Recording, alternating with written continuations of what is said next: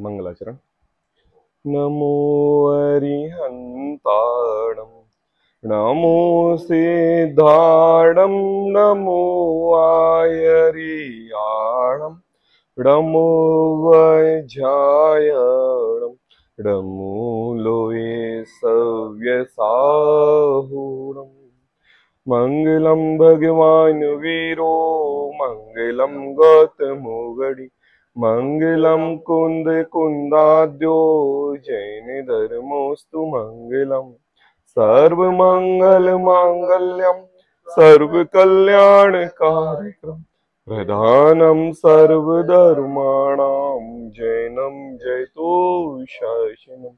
मंगलमय मंगल करण वीतराग विज्ञान नमो ताहि जाते भय अरिहंतादि महान। करि मंगल कर हो महान ग्रंथ करण को काय जाते मिले समाज सब पावे निज पद राज। इस भव तरु का मूलिक जानहु मिथ्या भाव ताको करि निर्मूल अब करिए मोक्ष उपाय।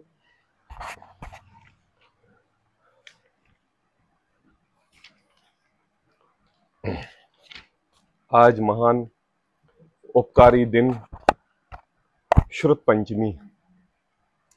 आज महान उपकारी दिन श्रुत पंचमी का दिन है और उसी श्रुत पंचमी की परंपरा को आगे बढ़ाते हुए आचार्य कल पंडित टोडरमल जी के मोक्ष मार्ग प्रकाशक ग्रंथ का हम स्वाध्याय कर रहे हैं। कौन सा दिन है अंतराज? श्रुत पंचमी है।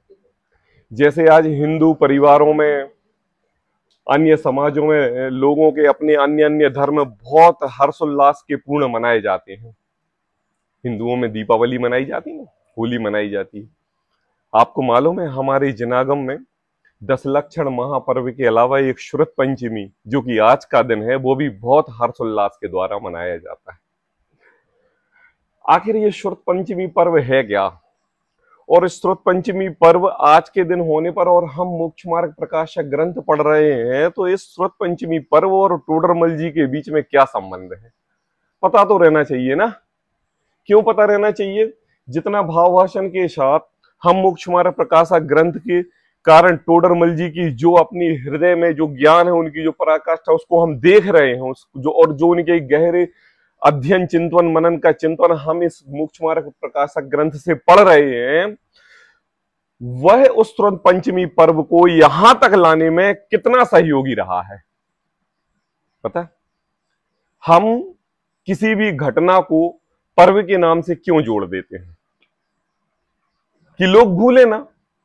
लोग भूलेंगे नहीं और उस घटना को पर्व के समान मनाएंगे तो यह युगों युगों तक बात जाएगी। और अगर कोई घटना को हम पर्व का नाम ना दें तो वह घटना 2-4 या 1-2 पीढ़ी के बाद खत्म हो जाएगी, घटना रह जाएगी। और आज तो पर्व का दिन है। आई बात समझ में? तो आखिर ये पर्व स्टार्ट हुआ कहां से? देखो, हम मोक्ष मार्ग प्रकाशक और टोडरमल जी का संबंध बिठा रहे हैं क्योंकि हमारा अध्ययन अभी टोडरमल जी के मोक्ष मार्ग प्रकाशक पर चल रहा है। और मैं आपके लिए ये बता दूं कि यह मोक्ष मार्ग प्रकाशक ग्रंथ जयपुर में सांगा बड़ी चौपड़ के पास बड़े मंदिर के नाम से, शुद्ध तेरापंथी जिनालय के नाम से जाना जाता है, वहां पर बैठ के लिखा गया। आई बात समझ में? टोडरमल जी के द्वारा। और एक चीज मैं और बता दूं आपके लिए कि यह जो श्रुत पंचमी पर्व है, यह पर्व भी जयपुर में उसी तेरापंथी जिन मंदिर से प्रारंभ हुआ और आज वह श्रुत पंचमी पर्व पूरे भारतवर्ष में हर्षोल्लास की तरह मनाया जाता है। पहले मनाया जाता था लेकिन उसके पहले इतना हाईलाइट नहीं था। मतलब यह टोडरमल जी के बाद से उनके दैनिक प्रवचन की श्रृंखला के कारण यह श्रुत पंचमी पर्व पूरे भारतवर्ष में मनाने जाने लगा। बच्चे आए नहीं? बच्चों को बुलाओ। अच्छा, तो थोड़ा सा इस बात के लिए अभिभावकों के लिए विशेष ध्यान देना चाहिए कि बच्चों को समय पे सुलाएं कि वो सुबह समय पर उठें। देखो आज ऐसा पर्व का दिन है, अगर आज हम शरद पंचमी पर्व के बारे में नहीं बताएंगे तो ये बच्चे हमारे इस त्योहार को नहीं जान पाएंगे। उनसे पूछोगे भारत वर्ष में कौन से त्योहार मनाए जाते हैं तो वो दीपावली, होली कहेंगे, और जैन धर्म में कौन से पर्व त्योहार मनाए जाएंगे तो पर्युषण पर्व कहेंगे। ये शरद पंचमी पर्व उनके लिए याद नहीं होगा। चलो आज मैं आपके लिए एक ऐसी घटना की ओर ले चलता हूं। स्वाध्याय करेंगे अपन मोक्ष मार्ग प्रकाशक का, लेकिन थोड़ा सा आज एक स्टेप और इस मोक्ष मार्ग प्रकाशक ग्रंथ को हमारे इतिहास के साथ जोड़कर हम अपने दिल से इसको जोड़ लेते हैं। और इसकी कहानी प्रारंभ होती है तीसरे काल के अंत से, जब हमारा है ना नया काल प्रारंभ होने वाला था और हमारे कल्प वृक्ष सूखने वाले थे। दिन और रात, चंद्रमा, सूर्य आदि दिखाई देने लगे थे। लोगों के कल्प वृक्ष सूखने के कारण लोग भूखे तड़फने लगे थे और घबराने लगे थे, है ना। उस समय यह जीव इस धर्म को भूला हुआ था। क्या हुआ था? भूला हुआ था। क्यों भूला हुआ था इस धर्म को? आखिर इस धर्म की जरूरत क्यों पड़ी? हमारे ऋषभ आदिनाथ, हमारे राजा ऋषभ आदिनाथ ऋषभ के लिए, आदिनाथ के लिए इस धर्म की परंपरा को आगे बढ़ाने की जरूरत क्यों पड़ी, है ना? क्योंकि यह जीव प्रयोजनशाली राजा ऋषभ देव को क्यों पड़ी? देखो, यह जीव जब प्रयोजनवान हुआ, जब तक इसको राजा से प्रयोजन नहीं था, जब तक इसको अर्थ से प्रयोजन नहीं था, जब तक इसको भूख और प्यास से प्रयोजन नहीं था, यह धर्म से कोसों दूर था।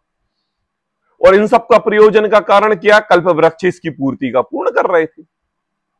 और जब कल्प वृक्ष सूखने लगे और काल का अभाव होने लगा, जब इस जीव को अपनी जठर अग्नि के कारण और इन पंचेंद्रियों भोगों के प्रति आसक्ति होने के कारण कल्प वृक्ष से ना मिलके इस भाव का अभाव के कारण उसको दुख प्रकट हुआ। और जब दुख प्रकट हुआ तो वो घबरा गया, और जब घबरा गया और वह दौड़ा भागता किसके पास आया? राजा आदिनाथ के पास आया कि नहीं? राजा ऋषभदेव के पास आया, और अंतिम काल का अंत था। हाँ, नहीं कोई बात नहीं, हाँ बाद में पढ़ा है। देखो, हाँ नहीं कोई बात नहीं। देखो, प्रेजेंट समय में अगर अपन ऋषभदेव बोले तो ये बच्चे समझ नहीं पाते हैं, और आदिनाथ बोल दें तो समझ जाते हैं।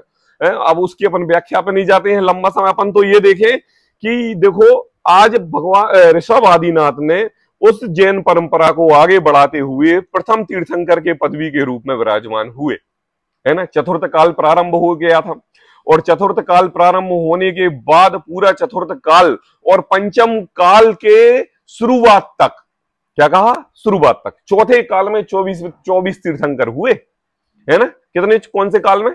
24वें काल में। मतलब इस चौथे काल में उस 24 तीर्थंकरों ने हमारी इस धर्म ध्वजा को निरंतर लहराते रहे, लहराते कि नहीं लहराते रहे। और जब यह अंत समय आया और पंचम काल, हमारे भगवान महावीर लार्थ अंतिम तीर्थंकर हुए। कौन से तीर्थंकर हुए? भगवान महावीर हमारे अंतिम तीर्थंकर हुए। विषय से विषयांतर नहीं। देखो क्या हुआ, पंचम काल के पहले, स्टार्ट होने के पहले भगवान महावीर स्वामी मोक्ष के लिए गए। अब मुझे बताओ, भगवान महावीर मोक्ष के चले गए तो हमारे तीर्थंकरों का काल तो पूरा हो गया। अब 24वें तीर्थंकर तो हमारे लिए खत्म हो गए। आई बात समझ में? और उस समय जो भी भाषा चलती थी वह केवल वचनों के माध्यम से सुनी जाती थी। क्या कहा जाता था? वचनों के माध्यम से सुनी जाती थी। आज ये श्रुत पंचमी है, और श्रुत पंचमी का पर्व हम जो श्रुत अर्थात जनवाणी के लिए मना रहे हैं, तो उसकी भूमिका कहां से प्रारंभ होती है उधर से ले जा रहा हूं मैं आपके लिए, किससे कहानियों में नहीं बता रहा। भगवान महावीर के बाद हमारे 3 केवली हुए, है ना, 3 गणधर हुए, एक के बाद एक। मतलब ये कहो कि उस द्वादशांग वाणी को हमारे गणधरों ने गिरने नहीं दिया। और फिर पंचम काल आ गया, और फिर पंचम काल में फिर केवली हुए, फिर दूसरे केवली हुए। 12 वर्ष तक एक केवली की दिव्य ध्वनि खिली, दूसरे 12 वर्ष तक एक दिव्य ध्वनि केवली की दूसरी दिव्य ध्वनि खिली, और फिर तीसरे 36 साल तक तीसरे केवली की दिव्य ध्वनि खिली। आया कि नहीं? कौन कौन से केवली हुए? इंद्रभूति, उसके बाद सुधर्माचार्य, उसके बाद जम्बू स्वामी। ये 3 केवली हुए निरंतर, और निरंतर चलते चलते चलते चलते चलते चलते धर्म ध्वजा को फहराते फहराते 400 से 500 वर्ष हो गए। पता पहले जिनवाणी कैसे लिखी होती थी? केवल समोसरण में द्वादशांग वाणी का बखान होता था, गणधर आदि उनके सुनते थे, और गणधर अपने प्रवचनों के माध्यम से मुनि संघ शिष्यों को, श्रावकों को सुनाते थे, और श्रावक सुनको उनके चले जाते थे। कोई लिपिबद्ध कार्य नहीं होता था। ऐसी परंपरा नित्य प्रति समय चलती रही लगभग महावीर भगवान के निर्वाण समय के 600 वर्ष बाद तक। कितने वर्ष बाद तक? 600 वर्ष बाद तक। 600 वर्ष बाद अब क्या था? भगवान महावीर तो द्वादशांग के पाठी की जिनवाणी को उपदेश दे के चले गए। गणधरादिक द्वादशांग के पाठी थे, एक के बाद एक के बाद एक एक अंग का पूर्व का ज्ञान उनको क्षय होता गया, क्योंकि पंचम काल था। यहां पर तो ज्ञान, क्षय, उपशम और शक्ति सभी हीन होती जाती है। और जब द्वादशांग से होते होते ये केवल एक अंग तक रह गया, कहां तक? 11 अंग का लोप हो गया, है ना? किसके कारण? किसी की गलती के कारण नहीं, क्षय उपशम के कारण। और जब क्षय उपशम के कारण उसका लोप हो गया, तो जब एक अंग का पाठी हुए, एक अंग का, तो उस समय ये विचार आया कि इस जिनवाणी को अगर हमने लिखा नहीं, इसको लिपिबद्ध नहीं किया, तो आगे आने वाले समय में तो ये श्रावक और सफल हो जाएंगे। फिर इस जिनवाणी को कौन बांचेगा, कौन पढ़ेगा और कौन लिखेगा?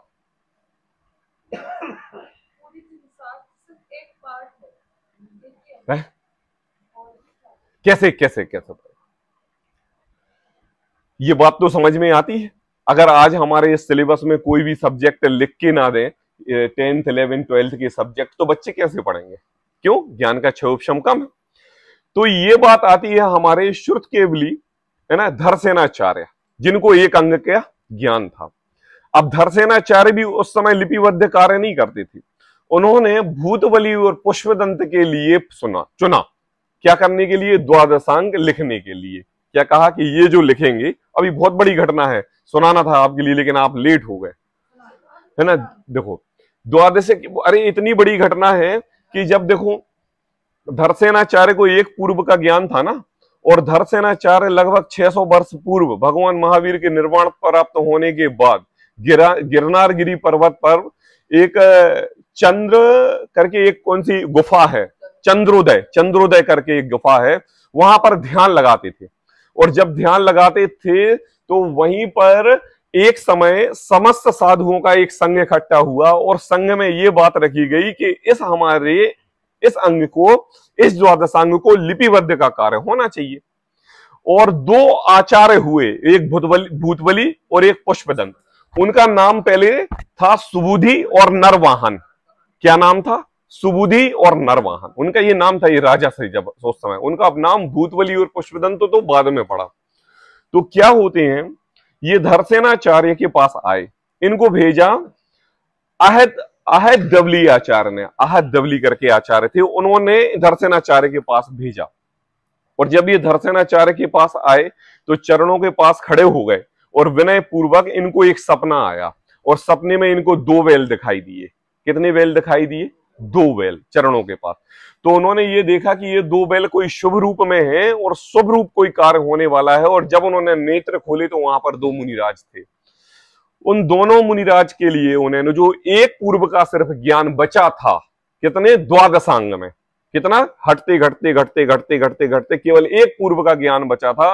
उन्होंने उन भूतबली और पुष्पदंत मुनिराज के लिए उसका उपदेश दिया। लिखाया नहीं, पढ़ाया नहीं, है ना, उसका ज्ञान दिया, और ज्ञान देके उनको छोड़ दिया कि अब आप स्वतंत्र हो, अब आप जहां पर जाएंगे वहां विचरण कीजिए। और जब वो विचरण करते हुए उन्होंने, किन्होंने? भूतबली ने और पुष्पदंत ने। इसकी भी एक घटना है भाई। हम जब एक पूर्व का ज्ञान कराने के लिए द्वादशांग रचने की किसी को बागडोर संभाल रहे हैं, तो उसकी पहले परीक्षा तो लेनी पड़ेगी। और परीक्षा लेने के पूर्व उन्होंने 2 मंत्र दिए। 2 मंत्र दिए किन्होंने? धरसेनाचार्य ने, एक भूतबली को, एक पुष्पदंत को। एक मंत्र में एक अक्षर ज्यादा लिखा, और एक मंत्र में एक अक्षर कम लिखा। आई बात समझ में? ऐसा है ना, 2 अक्षर 2। और बोले ये मंत्र लो और इसकी सिद्धि करके बताओ, तुम्हारे पास 24 घंटे का समय है। अब उन्होंने कहा, अरे महान धरसेनाचार्य और हमारे लिए ऐसा मंत्र दे रहे हैं, जरूर इस मंत्र में कोई ना कोई चमत्कार होगा और इस मंत्र की हम सिद्धि करेंगे और हम इसका पठन पाठन करेंगे। और भूतबली और पुष्पदंत दोनों उस मंत्र का जाप करते रहे, श्रद्धान लेके जाप करते करते करते दो है ना स्वर्ग की देवियां प्रकट हुई, अप्सराएं प्रकट हुई। और जब अप्सराएं प्रकट हुई तो एक अप्सरा के एक दांत आगे बढ़ा हुआ था, एक्स्ट्रा था, और एक अप्सरा की एक आंख फूटी हुई थी। सर्वांग सुंदर, बिल्कुल सर्वांग सुंदर अप्सराएं, और एक दांत जिसका ज्यादा और एक कई आंख नहीं। इन दोनों भूतबली और पुष्पदंत मुनिराज के लिए शंका हुआ कि जरूर न जरूर इस जो इन दो मंत्र हैं इसमें कुछ ना कुछ कमी जरूर है। देखो उस समय धरसेनाचार्य के प्रति द्वेष भाव नहीं आया, द्वेष भाव नहीं आया कि हमारे लिए गलत मंत्र क्यों दिया गया और ये गलत मंत्र के कारण ऐसी जो ना दिखने में सुंदर ऐसी अप्सराएं क्यों प्रकट हुई। बोले जरूर इस मंत्र में कुछ ना कुछ खामी है, चलो हम इसको खोजते हैं। और जब उन्होंने खोजने का विषय प्रारंभ किया तो उनको एक मंत्र में एक शब्द ज्यादा मिला, आई बात, और उन्होंने अपने ज्ञान से उस शब्द का हटा दिया। और जैसे ही जब हटाया तो वो अप्सराएं ना सर्वांग सुंदर हो गई, है ना। और उनके दांत पता कैसे हो गए, पुष्प की तरह हो गए, सुकोमल कोमल, एक से बिल्कुल लाइन में। और फिर उनके लिए नाम दिया गया पुष्पदंताचार्य। उस पहले नहीं था, हाँ तब नाम दिया गया पुष्पदंत। और जब जो भूतबली जो मंत्र की स्तुति कर रहे थे उसमें जब उन्होंने सिद्धि की और जब वो एक आंख से कानी अप्सरा निकली तो उन्होंने बोला कि जरूर इस मंत्र में कुछ ना कुछ खामी है। तो उन्होंने देखा तो उसमें एक शब्द गायब था, और जब एक शब्द गायब था और उन्होंने अपने ज्ञान से श्रद्धा से अपने गुरु के प्रति द्वेष भावना रख के उसको वहां शब्द डाला और वह कन्या वह अप्सरा सर्वांग सुंदर के रूप में प्रतीत हो गई। और व्यंतरदासी देव थी, व्यंतर जाति के देव थे, भूतों द्वारा भेजी गई थी। और भूतों द्वारा जब भेजी गई थी और किसी भूत को सर्वांग सुंदर बना दें तो भूत तो वाह वाह वाह वाह वाह वाह, तो बस उनको भूतबली नाम दे दिया गया है ना, भूतबली नाम दे दिया गया। ऐसे इन भूतबली और पुष्पदंत का नाम पड़ा। देखो ये जो भूतबली और पुष्पदंत आचार्य हुए, आज हमारे सामने जो जिनवाणी लिखी हुई पड़ी हुई है और जो लिखित है और जो प्रथमानि योग, द्रव्यानि योग, करणानि योग, चरणानि योग के ग्रंथ जो हम वांचते हैं और पढ़ते हैं, आज से लगभग 2000 वर्ष पूर्व भगवान महावीर के निर्वाण के लगभग 550-600 वर्ष के बाद प्रथम बार यह ग्रंथ लिखा गया। धरसेनाचार्य के द्वारा लिखित कथित जो जिनेन्द्र वाणी थी, जो केवल एक पूर्व का ज्ञान था, षट खंडागम ग्रंथ भूतबली और पुष्पदंत आचार्य के द्वारा लिखना प्रारंभ हुआ। क्या हुआ? लिखना प्रारंभ हुआ। अरे लिखना प्रारंभ हुआ आज से 2000 वर्ष पूर्व। ना कोई कॉपी, ना कोई पेन, ना कोई कलम, ना कोई दवात, ना कोई पुस्तक, और कागज कैसे बनता है इसका तो ज्ञान ही नहीं। और लिखना है, और पता पहले कैसी लिखाई होती थी? जमीन पर या किसी दीवार पर कुछ अंक से ऐसे ही कुछ चौक या मिट्टी से लिख देते थे और उसको मिटा देते थे। ये बात तो आज से 50 वर्ष पूर्व की बता रहा हूं, जब ये जंगलों में आचार्य लोग अपने बच्चों को शिक्षा देते थे, तब की बात बता रहा हूं। और जरा कल्पना करो कि आज से 2000 वर्ष पूर्व कैसे हमारी ये जिनवाणी लिखी गई। वृक्षों के पत्तों को लेके उनको सुखा के उनमें किसी भी प्रकार का लेप लगा के, है ना, एक मिनट, किसी प्रकार का लेप लगा के उनको सुरक्षित रखने के लिए कि उनको पढ़ने में, वांचने में, बार बार उठाने में, रखने में वो टूटे ना, है ना, लेप लगा के उसके ऊपर। सुनो, आचार्य लेप लगा रहे हैं। आचार्य लेप ऐसा लगाएंगे जिसमें जीवों की हिंसा ना हो। आचार्य लेप ऐसे ही लगाएंगे कि जिसमें किसी भी प्रकार का प्रमाद ना हो। लेप ऐसा लगाएंगे कि उस लेप से अनंतानंत जीवों का घात ना हो। सर्वांग सुंदर जिनेन्द्र भगवान के कथित एक पूर्व का ज्ञान करके जो षटखंडागम ग्रंथ की रचना की जा रही है वह जीव हिंसा से रहित होनी चाहिए, क्योंकि ये ग्रंथ है, ये संसार जीवों के लिए अनंतानंत काल तक मोक्ष मार्ग के लिए ले जाएगा। उसमें हिंसा का विषय कैसे होगा? सूखे हुए पत्ते सुखाकर ताड़ पत्रों को रख के सीधे करके कुछ के लगा के पतले वारी कांटे से, अरे तोड़ के नहीं, टूटे हुए सूखे कांटे से, उन कांटों से एक एक अक्षर को छेद कर करके, बिल्कुल बारीक सुराख, ऐसा ऐसे छेद कर करके, छेद कर करके। टेबल नहीं थी, बिस्तर नहीं थे, गद्दे तकिए नहीं थे, हाथ में लेते थे। कैसे? हाथ में लेते थे, ऐसा पट्टा हाथ में लेते थे, ऐसा इधर से लेके इधर तक, और इतना लंबा रहता था, और वो ये कांटा लेते थे, उसमें ऐसा छेद करते थे।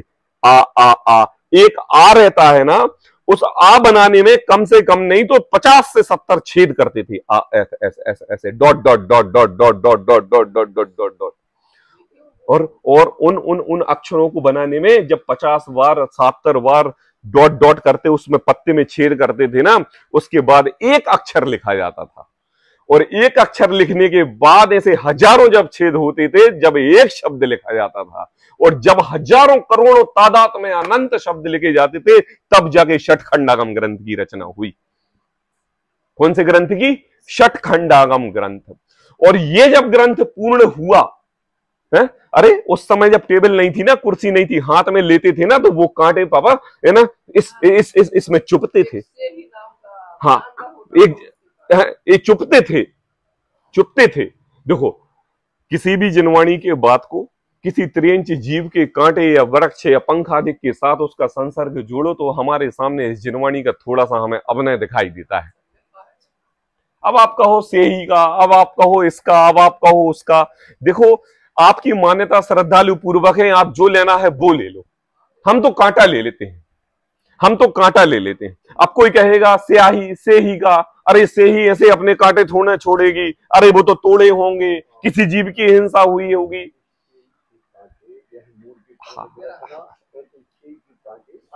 गिरते त्रियंच का सामान क्यों यूज किया, मतलब ऐसा क्यों? देखो, एक से एक प्रश्न खड़े होते हैं। आज का मतलब ही बहुत मतलबी पुरुष है। यह जीव अपने प्रयोजन से जिनवाणी की बात झुटलाने में ना 1000 झूठ बोल लेगा, लेकिन अपनी बात का मान खंडन नहीं होना चाहिए। तो मैं तो कांटा कह रहा हूं, और कांटे में किसी भी आचार्य और किसी भी श्रावक और किसी के लिए तो अनुमोदन का काम नहीं है। और गीला कांटा तो तोड़ेंगे नहीं, क्योंकि मुलायम रहता है। सूखा चाहिए तो डला हुआ ही मिलेगा है? अब जब उन्होंने तोड़ा, और तो उनके हाथों में खून आ गया, और ऐसे ऐसे करके उस शरीर के कष्ट को ना देख के यह षटखंडागम ग्रंथ लिखा गया, जिसको मंगलाचरण के रूप में सर्वप्रथम ळमोकार मंत्र आया। क्या आया? ळमोकार मंत्र। कौन सा मंत्र आया? ळमोकार मंत्र आया। पढ़ते हैं कि नहीं थोड़ी सी? अब ये बताओ कि अब आज से 2000 वर्ष पूर्व षटखंडागम ग्रंथ, पता है षटखंडागम ग्रंथ क्या है? षटखंडागम ग्रंथ की जो टीका है, उस टीका में 74,000 श्लोक लिखे हैं धवला में। उसकी टीकाएं लिखी गई जय धवला, उसकी टीकाएं लिखी गई महाधवला, उसकी टीकाओं में आचार्य कल पंडित टोडरमल जी ने सम्यक ज्ञान चंद्रिकाएं की टीकाएं लिखी, उसके ऊपर टीकाएं लिखी।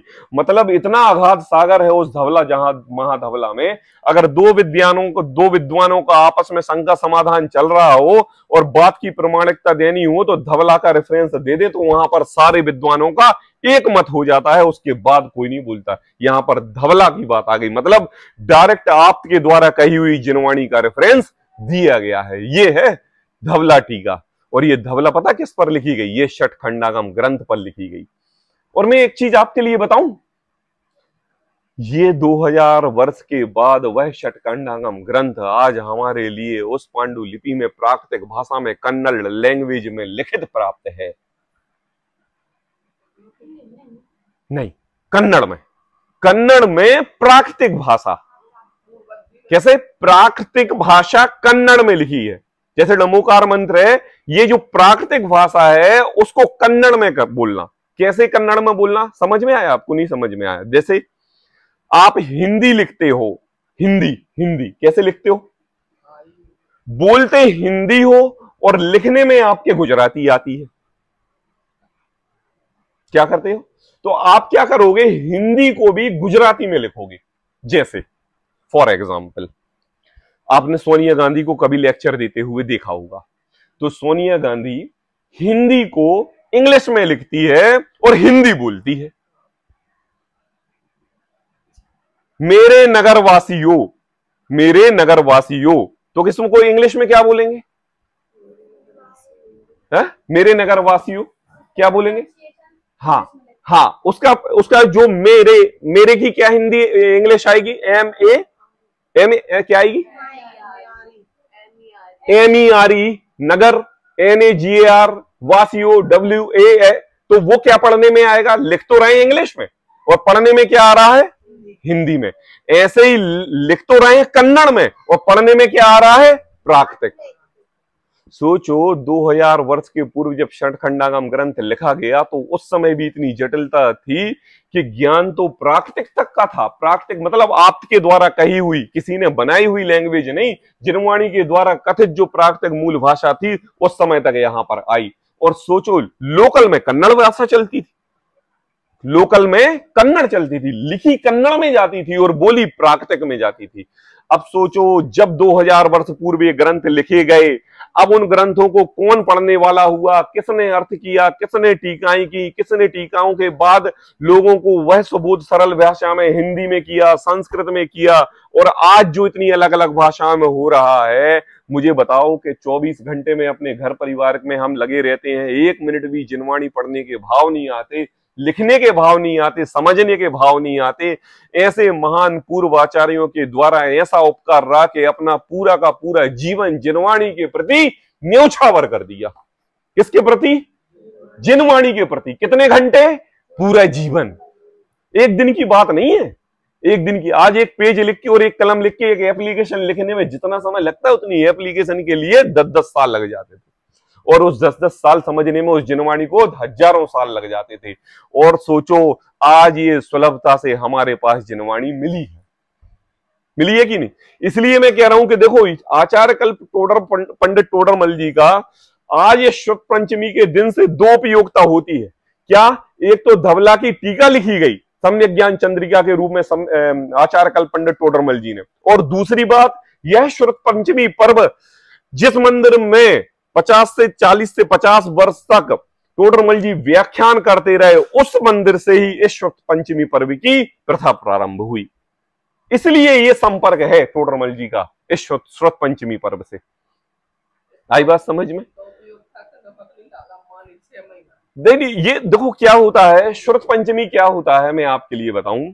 आज शुक्ल पंचमी है, एक ये पर्व है दिन ज्येष्ठ मास शुक्ल पक्ष पंचमी का दिन, इसलिए शुक्ल पंचमी का आया है। एक के बाद एक के बाद एक के बाद एक के बाद एक के बाद जिनवाणी हमारे पास आ गई।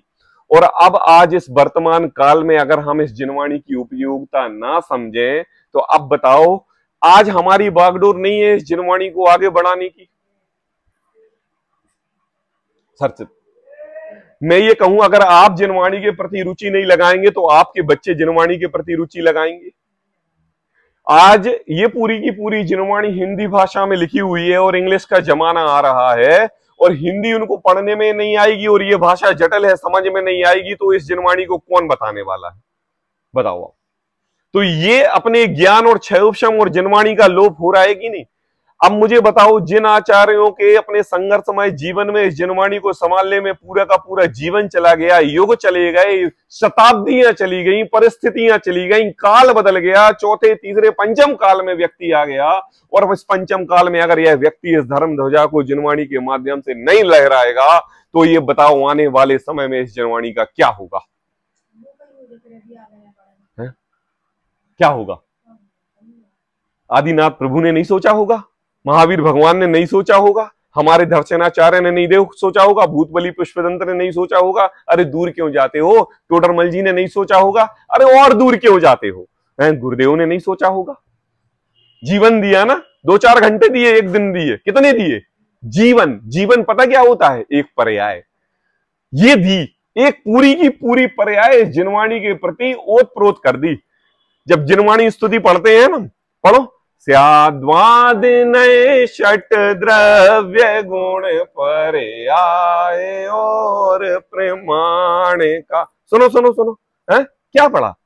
स्याद्वाद नए षट द्रव्य गुण पर्याय और प्रमाण का।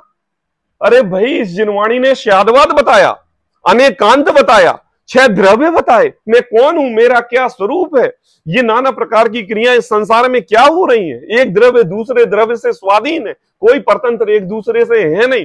एक गुण में अनंत गुण है, अनंत गुण के अंदर अनंत पर्याय है, एक पर्याय दूसरे पर्याय का करता नहीं, एक द्रव्य दूसरे द्रव्य का करता नहीं, एक गुण दूसरे गुण का करता नहीं। ये बताई हमारी जनवाणी ने, है ना। शादवाद नय षट द्रव्य गुण पर्याय और प्रमाण, और ऐसे नहीं बताया, व्याख्यान कर दिया और हो गया, प्रमाणता दी किसने, इस जनवाणी में। आगे क्या है, दूसरी लाइन क्या है,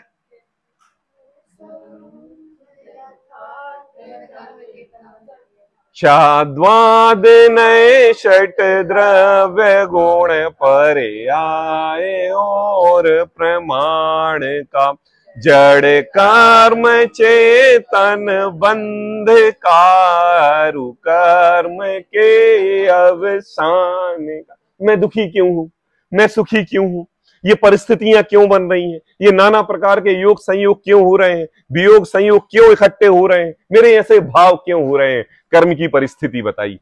ये जड़ कर्म है, ये जड़ कर्म है और कर्म किसी को रुलाते है नहीं। जीव की उपादानगत योग्यता उसके कर्मों के बंधनानुसार ऐसी होती है कि यह कर्म फल उसको देते। जड़ कर्म चेतन बंध का आरु कर्म के अवसान, इसलिए भाव सुधारो, कर्मों की चिंता नहीं करो। किसने बताई है, किसने बताया, पढ़ो तीसरी लाइन पढ़ो। कह कर स्वरूप, कह कर स्वरूप यथार्थ जग का, किसके लिए, किसके लिए, किसके लिए है, उसके लिए जनवाणी मां को अरे उसके लिए, उसके बाद के लिए बात, कह कर स्वरूप यथार्थ जग का है। अरे जनवाणी माता, हम तुम्हारे लिए नमस्कार कर रहे हैं तो इसलिए नहीं कि तुम ये जनवाणी दे के चली गई, अरे तुमने इस जग का यथार्थ स्वरूप हमारे लिए बताया कि इस संसार में कोई भी सगा संबंधी नहीं है, अपनी आत्मा ही एक ध्यान योग्य है, और हमारे तीर्थंकर जो हुए हैं वो सिर्फ आत्म श्रद्धान से हुए हैं और किसी से नहीं। ऐसी बात इस जनवाणी में लगाई, इसलिए उसके लिए जनवाणी मां को, मां मां मां मां क्यों, पिताजी नाम क्यों नहीं लिया, चाचा भतीजे बड़े पापा ताऊ बुआ फूफा ये नाम ले लेते। अरे संसार में कोई भी हो, पर्याय कोई भी हो, लोक कोई भी हो, है ना, काल कोई भी हो, क्षेत्र कोई भी हो, मां कभी किसी को धोखा नहीं देती। पिता पर शक किया जा सकता है, चाचा भतीजे भाई रिश्ते नाते दादा दादी से तो किया जा सकता है, लेकिन जिसकी कोख से हमने जन्म लिया वो माता हमारे लिए कभी धोखा नहीं देगी। और मुझे पता है हे जिनवाणी माता, तुमने जिस भी लोक में गया, जिस भी पर्याय में गया, जिस भी मुझे भगवान आत्मा का ही चिंतन कराया, तो हे जिनवाणी माता कहते हैं कि नहीं, क्या कहते हैं, जिनवाणी माता है, तुमको लाखों प्रणाम, कितने प्रणाम, तुमको कोटि प्रणाम, कहते हैं कि नहीं, हे जिनवाणी भारती तो ही जपो दिन रैन, दिन रैन, दिन रैन मतलब क्या है, दिन और रात। दिन और रात में कितने घंटे होते हैं, 24 घंटे में कितने समय होते हैं, अनंत अनंत, मतलब प्रति समय। हे जिनवाणी माता तुझको लाखों प्रणाम, तो ही जपो नित दिन। अब मैं आपसे पूछ रहा हूं, ऐसे श्रुत पंचमी पर्व को, इस जिनवाणी की माता को हमने अपने 3 लोक की माता समझ के देखो मां तुम तो साथ नहीं छोड़ोगी, जग तो चला जाएगा, है शरीर तो नश्वर है, आएगा और चला जाएगा, पता नहीं कौन सी पर्याय में किस पर्याय में जाए, ये पर्याय हमारी साथ में रहने वाली नहीं। लेकिन अगर मैंने जिनवाणी का श्रुत समझ के अपने अंतरंग में भगवान आत्मा का श्रद्धान कर लिया ना, तो द्रव्य कोई भी हो, क्षेत्र कोई भी हो, काल कोई भी हो, श्रद्धा में भगवान आत्मा पड़ा है तो हे मां तू जिनवाणी तो मुझे मिल ही जाएगी। अरे तो चलते फिरते नहीं तो आकाश गमन करते हुए चरण रिद्धि मुनिराजों के द्वारा मिल जाएगी, लेकिन हमारे पुण्य का उदय है कि आज मुझे इस काल में तुम्हारा संग मिला है। आई कुछ श्रुत पंचमी पर्व की कुछ महिमा समझ में आई, आई कुछ। आज कौन सा दिन है, श्रुत पंचमी पर्व है, श्रुत पंचमी, हमारी जिनवाणी आज हमारे हाथ में आई है। अब मैं आप सभी बच्चों से पूछता हूं, अंतश आज सभी में अंतश आपसे पूछता हूं, हमारा क्या कर्तव्य है कि अब इस जिनवाणी को हम आगे की पीढ़ी तक ले जाएं। अनुराग क्या कर्तव्य है, आप अपने अपने वचनों से बोलेंगे। हाँ, मनन करें, स्वाध्याय करें, रेगुलर स्वाध्याय करें। नहीं नहीं, थोड़ा सा टाइप ऑफ व्यू चेंज होना चाहिए। एक एक बात सुन के तो है, तभी तो वर्तमान योग लिखे गए। हाँ हाँ, किसका कर्तव्य है? देखो देखो देखो, किसी भी इस जिनवाणी में किसी के प्रति आक्षेप लगा के ये बात नहीं कही गई कि देखो भैया अंतरा तुम जिनवाणी की बागडोर संभालना है, अनुजा तुम इस जिनवाणी की बागडोर संभालना, अंतश तुम इस जिनवाणी की बागडोर संभालना। यहाँ पर बैठे सभी श्रावकों में एक एक श्रावक का ये कर्तव्य है कि अहो आदिनाथ भगवान का तो विलय हो गया कि नहीं? चंद्र प्रभु भगवान, पार्श्वनाथ भगवान, संभवनाथ भगवान का तो विलय हो गया। अरे हमारे इस कलयुग के महावीर भगवान का तो विलय हो गया। अरे हमारे जम्बू स्वामी का तो विलय हो गया। हमारे धरसेनाचार्य का तो विलय हो गया। हमारे भूत बलि और पुष्पदंत का तो विलय हो गया। अरे हमारे टोडरमल जी का भी विलय हो गया। हमारे गुरुदेव भी चले गए, हमारे विद्वान भी चले गए। और अगर ऐसे ही सब जाते रहे और पंचम काल खत्म होता गया तो ये जिनवाणी लास्ट तक कैसे जाएगी? कैसे इस श्रद्धान में बढ़ेगी?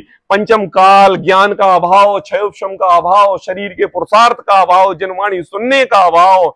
अब मैं ऐसा काम नहीं करूंगा। अरे भाई, जिसने अपना योग, अपना भाव, अपना पर्याय दे दी तो उसके लिए हम इस जिनवाणी मां के लिए पर डे 2-4 घंटे तो दे ही सकते, दे ही सकते। मैं तुम्हारे लिए बताऊं, मैं बताता हूं। देखो, जब हम छोटे थे ना तो मम्मी स्वाध्याय करती थी। हम नहीं बैठते थे, लेकिन हम देखते थे। क्या करते थे?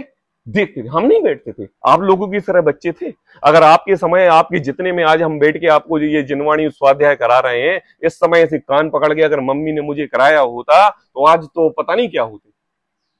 हम सुनते थे, हम देखते थे, लेकिन हम बैठते नहीं थे। पता मैं कब बैठा स्वाध्याय में? जब मैं नाना जी के पास गया और नाना जी जब सुबह और शाम मंदिर में, शाम को मंदिर में, घर पर, दोपहर में, जब देखो तब जिनवाणी पढ़ते थे और मुझे बोलते थे पढ़ो इसको, पढ़ाओ, सुनाओ मुझे। गुजराती में पढ़ते थे, हिंदी में पढ़ते थे, पढ़ाते। तब हमें भाव भाषण हुआ कि ये जिनवाणी है और जिनवाणी को ऐसे पढ़ते हैं और ये इसमें लिखा रहता है। आई बात समझ में? और जब जिनवाणी पढ़ी तो उसका ज्ञान हुआ, तब जाके अपन को ये आया कि देखो जिनवाणी ये बहुत बड़ी चीज है जो हमारे लिए सर्व प्रकार से हमारे परिणामों को शांत करती है। अब मैं आपसे पूछ रहा हूं, अगर 3 कारण नहीं मिलते, देखो आप लोग युवा हो, अभी बच्चे हो, आप भी युवा से यंग हो गए, आपके भी बच्चे होंगे, और आपके बच्चों को अगर आपके लिए संस्कार देना है तो अपने घर में सुबह शाम जरूर 1 घंटे जिनवाणी का पठन होना चाहिए।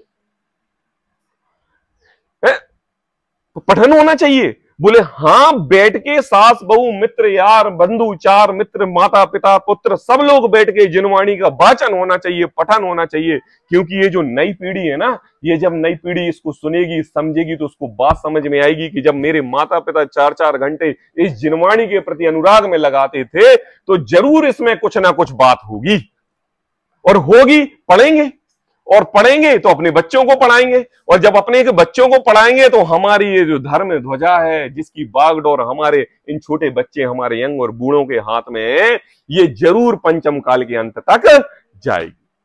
अब मैं आपसे पूछ रहा हूं, ये कर्तव्य किसका है?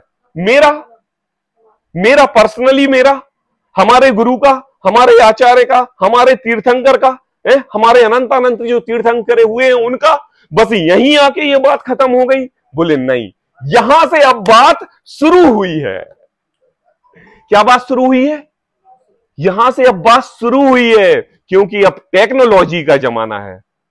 गुरुदेव के समय टेक्नोलॉजी नहीं थी, टोडरमल जी के समय टेक्नोलॉजी नहीं थी, अंतश आचार्य समंत्र भद्र के समय टेक्नोलॉजी नहीं थी। अब हमारा युग है, हम पढ़े लिखे हैं, हम विद्वान हैं, और टेक्नोलॉजी का जमाना है। और इस टेक्नोलॉजी के जमाने में अगर हम इस टेक्नोलॉजी पूर्वक इस ग्रंथों को पढ़ेंगे, प्रचार प्रसार करेंगे और बच्चों को संस्कार देने में लगाएंगे तो काल बदल जाएगा, टेक्नोलॉजी बदल जाएगी, लेकिन धर्म ध्वजा लहराती रहेगी।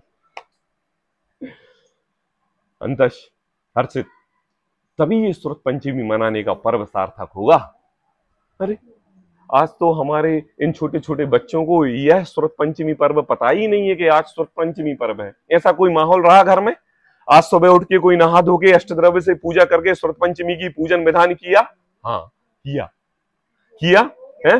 देखो ये पर्व है और ये पर्व जगाकर बताकर लोगों को बताने चाहिए। और आज के दिन हमारा यह नमोकार मंत्र ग्रंथ लिखा गया, इस षटखंडागम ग्रंथ की पूर्णता हुई और उस षटखंडागम ग्रंथ की पूर्णता के कारण श्रुत पंचमी पर्व मनाया गया।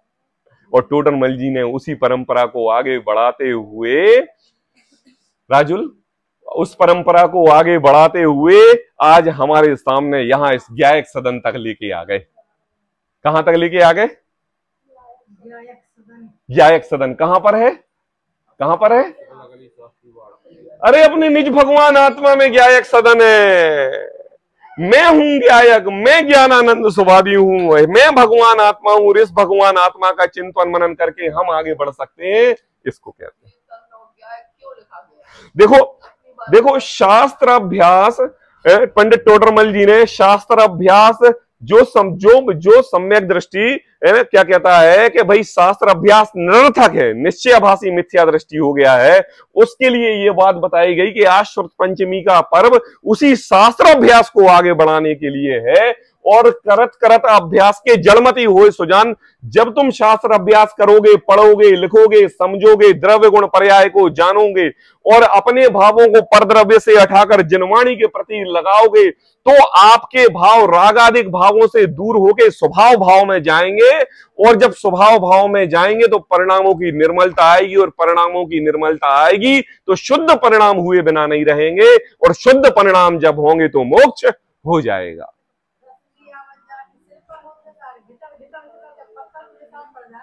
तो आज हमने ये जो बात सुनी, जो कही, इस पर्व को हमेशा श्रुत पंचमी पर्व के रूप में मनाएं और प्रत्येक समय जीव नियम ना ले, लेकिन हमेशा 2 से 3 घंटे जिनवाणी प्रवचन सुनने का नियम जरूर अपने अंतरंग में, उठते बैठते फ्री स्थान पर, है ना, दुकान आदि पर जब भी कोई ग्राहक कम हो, या ट्रेन आदि में, या फिर अपनी दिन भर के कार्यकाल में सास बहू माताएं बहनें बच्चों के साथ बैठा के जिनवाणी अवश्य पढ़ें।